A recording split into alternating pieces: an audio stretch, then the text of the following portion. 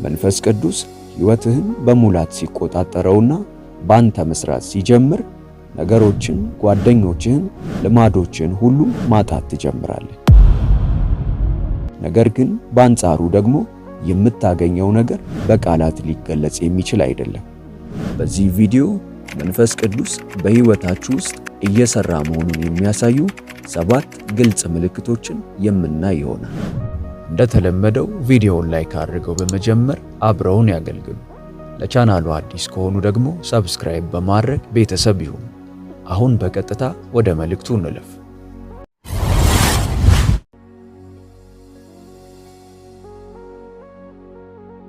አንደኛ፣ ማንነት መለወጥ ይጀምራል።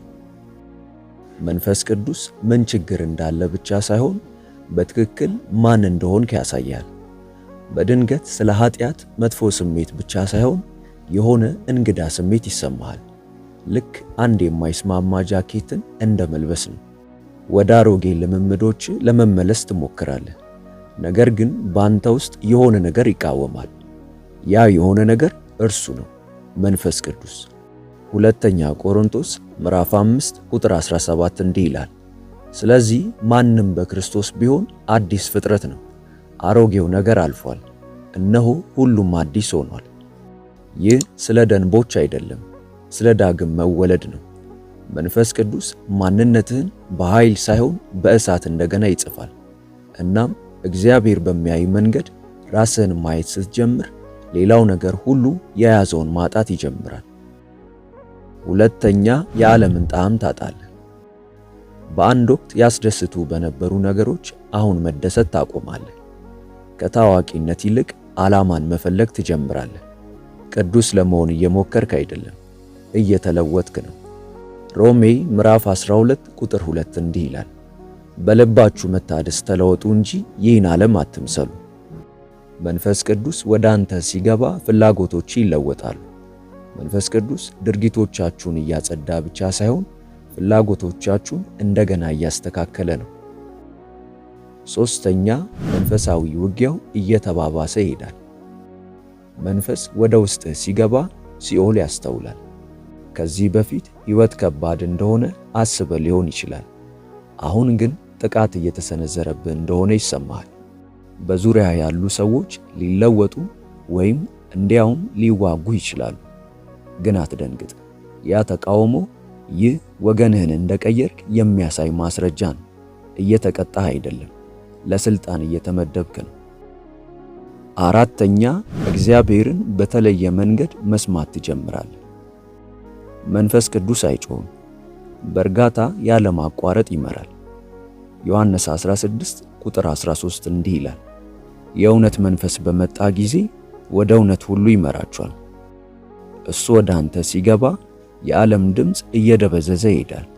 ሕይወት ጸጥታ ስለሚሆን ሳይሆን መንፈስህ በጥልቀት ማዳመጥ ስለሚጀምር ነው። ያንን ድምፅ ስትከተል በሮች ተከፍተው ወጥመዶች ሲወገዱና በፊትህ ባሉ በሚሰብሩ ቦታዎች ሰላም ሲኖር ታያለህ። አምስተኛ፣ ወደ ቅድስና ትሳባለህ። ቤተ ክርስቲያን መገኘት ብቻ ሳይሆን ቤተ ክርስቲያን መሆንም ትፈልጋለህ። አምልኮ ከሙዚቃ በላይ ይሆንብሃል፣ ኦክሲጅን ይሆንልሃል። አንደኛ ጴጥሮስ ምዕራፍ 1 ቁጥር 16 እኔ ቅዱስ ነኝና ቅዱሳን ሁኑ ይላል። ቅድስና ፍጹምነት ሳይሆን መለያየት ነው። መንፈስ የሚለይ ከሌሎች እንድትሻል ሳይሆን ወደ እግዚአብሔር እንድትቀርብ ለማድረግ ነው። እና በቀረብክ ቁጥር በአንድ ወቅት የሚያደነዝዙን ነገሮች መታገስ ይሳናል።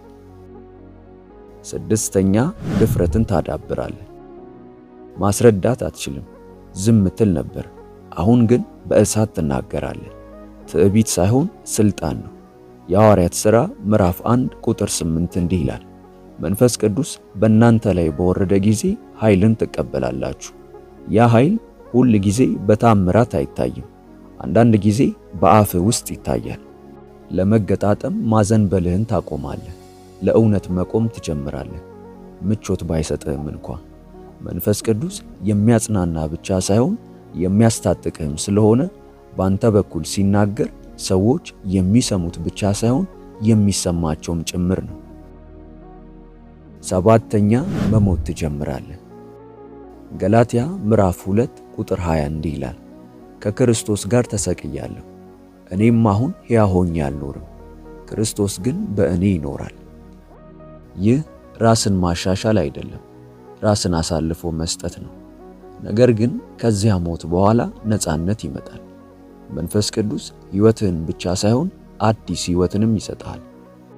ይሄ መልእክት በእውነት መንፈስዎን የሚነካዎት ከሆነ መንፈስ ቅዱስ ሆይ በሕይወቴ ውስጥ እየሰራ ስላለኸው ሥራ አመሰግንሃለሁ የሚለውን መልእክት በኮሜንት ላይ ያስቀምጡልን፣ እናየዋለን። ቪዲዮውን ላይክ እና ለወዳጆ ሼር በማድረግ አብረውን ያገልግሉ። ለቻናሉ አዲስ ከሆኑ ደግሞ ሰብስክራይብ በማድረግና የደውል ምልክቷን በመጫን ቤተሰብ ይሁኑ። በቀጣይ በአዲስ ቪዲዮ እስከምንገናኝ ሰላም ሁኑ። ሆሊ ቲዩብ ኢትዮጵያ ዩቲዩብ ቻናል ተባርካችኋል።